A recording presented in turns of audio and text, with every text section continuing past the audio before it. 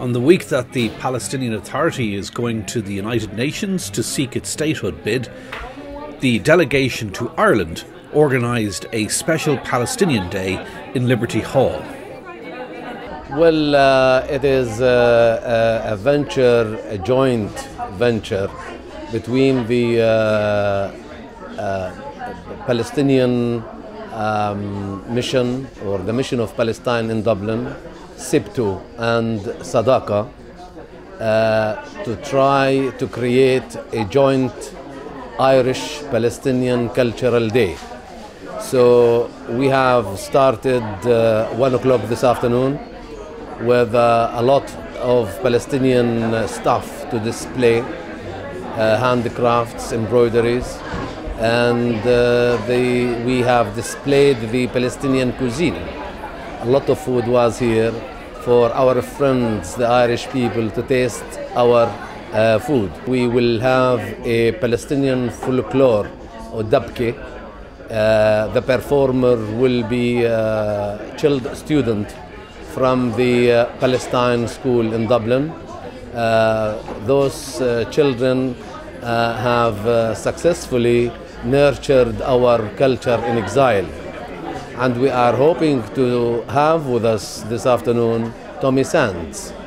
So Tommy, I'm sure, will, with his music, which stemmed from the Irish culture, will inspire the Palestinians back at home. He will give us a new language in our request for peace. I was living in a tiny village in the north of the West Bank called Yanoun. I was there as a human rights observer with the World Council of Churches Ecumenical Accompaniment Programme. So this tiny village has about 30 people left in it, and in 2002 they were forced to leave by the settlers from Itamar. So our job was to be in the village to monitor when the settlers would come in with their guns threatening the people, and our presence reduced the amount of violence that the villagers were experiencing.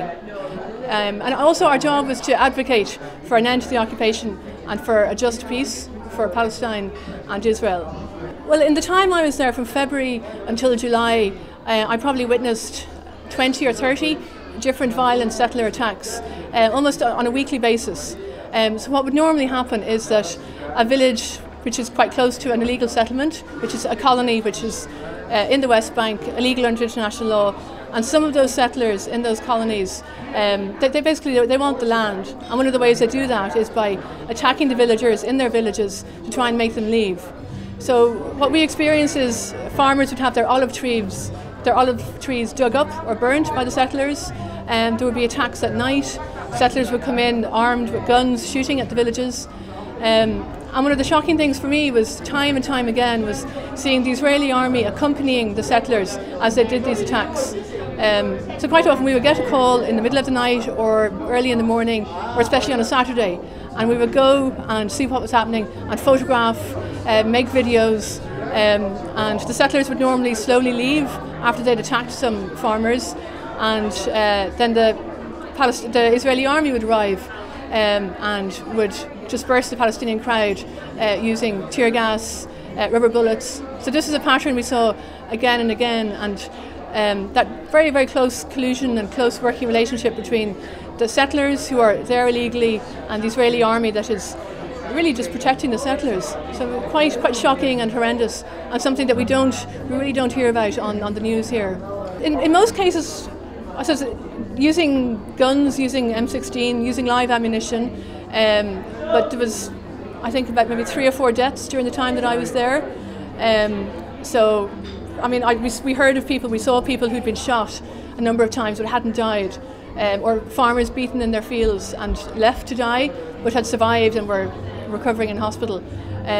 So some of the attacks were certainly, could have been lethal, and they were out to kill, for sure. Well, my message is we have a lot of things in common.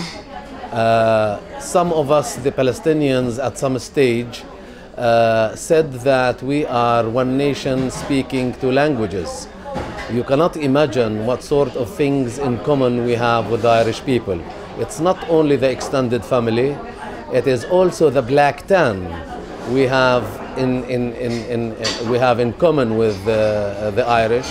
Thank God the Irish people, they have managed for decades to finish with that misery. But their friends in Palestine, they are still suffering. We still suffer from the black and tan. However, it's different identity, but the black and tan is still there in Palestine. And we are hoping that next week with what we have decided, our leadership, they have decided to take our case to the United Nations. So we hope that the Irish will do everything possible to vote